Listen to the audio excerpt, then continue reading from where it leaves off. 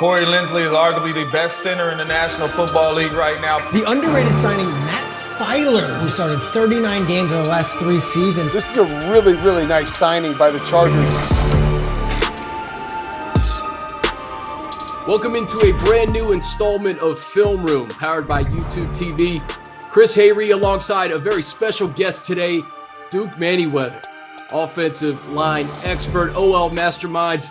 Duke, it's a pleasure to have you in the film room, my man. How you doing? Oh, man, thank you for having me.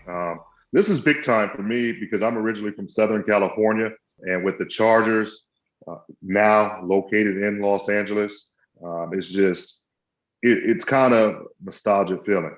I love it, Duke. We're thrilled to have you. And obviously the Chargers, they're building something here in LA with Justin Herbert. And what they did in free agency, they got some protection for him. Corey Linsley, Matt Feiler, Oday Aboushi. We're going to go through some of these guys. We'll start with the all-pro center, Corey Linsley, though. Just how impactful was this signing for the Chargers to get a guy to pair with Justin Herbert for the next several years? You know what? It was a tremendous pickup by the Chargers. Corey Linsley had an outstanding season this year, all-pro season. You got a veteran center who's played a ton of football with an elite quarterback and some elite guards and elite tackles. Now with this young quarterback, I think that this is going to be a free agent signing that we look back on and we really give it the 5-star thumbs up treatment. 734 snaps last year, according to Pro Football Focus, allowed just 1 sack. Let's fire this up on YouTube TV. Duke, I know you got a play to show us. So what you got here is you got a defensive tackle that's shading Linsley's snap hand. And anybody that has ever played center knows the difficulties of snapping and then getting that snap hand back out to give yourself a fighting chance. And so what I really want to highlight here is Linsley's set. He's able to snap the ball. He's able to set that shade back and over, get his hips in front of the guy, but then using his offhand to really secure and latch. He knows as soon as that D tackle feels the offhand, he's going to try to cross his face. And so at that point, Linsley's able to lock him up and then being able to mirror his feet back over. So this is what's important. We always talk about offensive line is from the ground up. What gave Linsley a chance right there when his hands weren't necessarily in a great situation from the start was his feet. His feet were able to get him in position to win that block and then use that offhand and then be able to mirror back over. And that's what O-line is all about. The consistency and the technique, again, are the 2 terms I want to leave you with Corey Linsley. And this is a very great highlight to show just how technically sound he is. No question. And Duke, you know this, Aaron Rodgers, Hall of Fame quarterback. He's getting a gold jacket. But how important was Corey Linsley to what Rodgers has been doing over the last 7 seasons? You know, the accolades, it's no question Aaron Rodgers is a very great quarterback, you know, Hall of Fame career. But some of the things that he does in the pocket and some of the things that he does to extend plays puts tremendous strain on offensive linemen. Sometimes they're asked to block 4, 5, 6 seconds.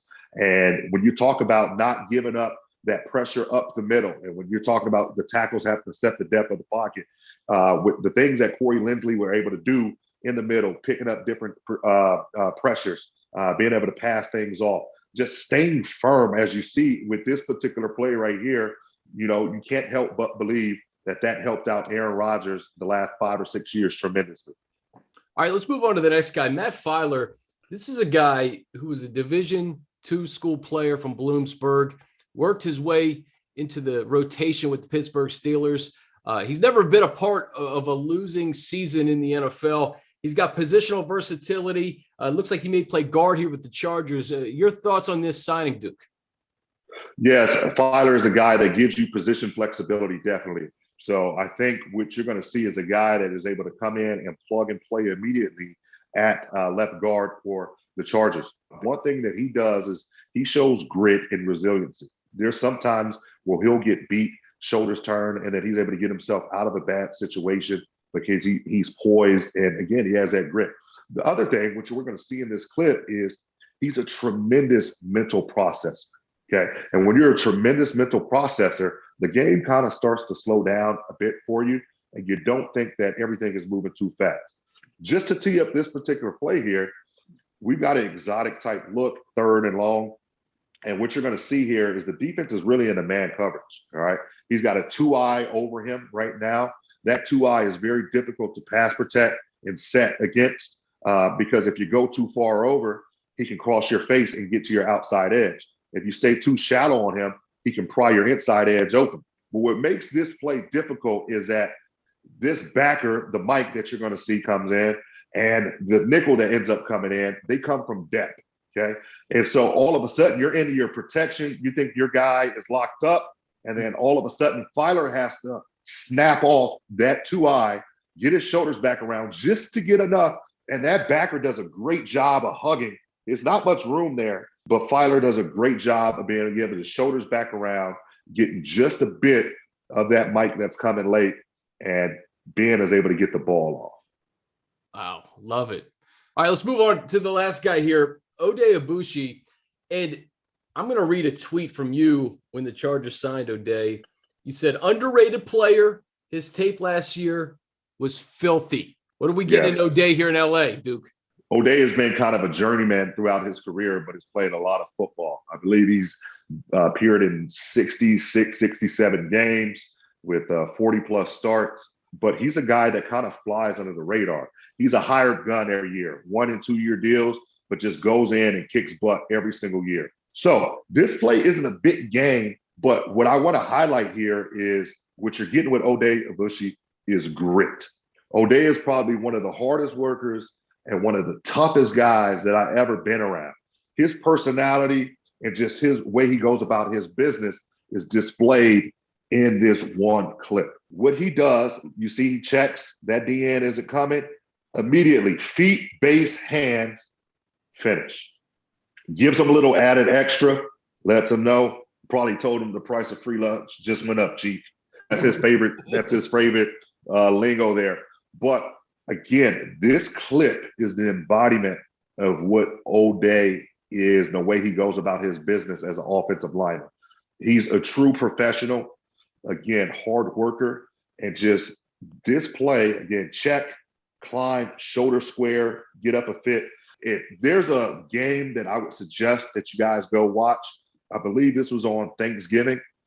Go and watch this game, because this wasn't the only block like this that Oday had in this game. He had a couple of blocks like this in pass protection and in a run game. So tremendous signing, very underrated player. Again, his tape was filthy last year.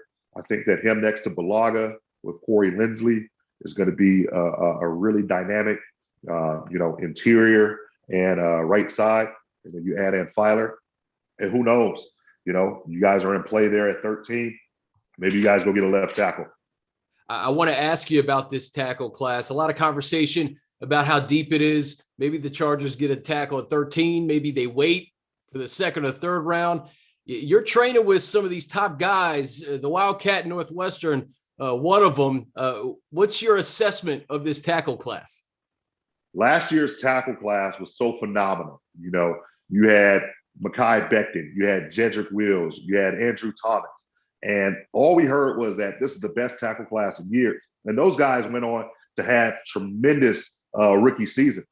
The immediate narrative was this next class doesn't have any stars. It's not going to be as good. But when you look at guys like Rashawn Slater and Penei Sewell, Walker Little, Alex Leatherwood, Christian Darrisaw, Tevin Jenkins, the names and the list go on and on and on. There's a sleeper, Brady Christensen from BYU. This tackle class, I think people are going to be really, really impressed with what they have to bring.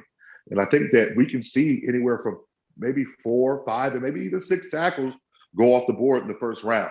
Do not underrate this tackle class.